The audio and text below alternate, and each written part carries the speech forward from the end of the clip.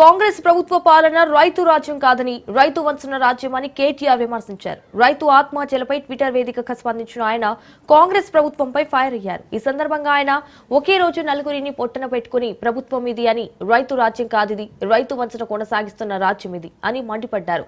అంతేగాక ముమ్మాటికి రైతులను ఆదుకునే సంక్షేమ ప్రభుత్వం కాదిది, తోడేళ్ల ప్రాణాన్ని తీసే కురత్వాన్ని నింపుకున్న ఇందిరమ్మ రాజ్యం ఇది అని విరుచుకుపడ్డారు.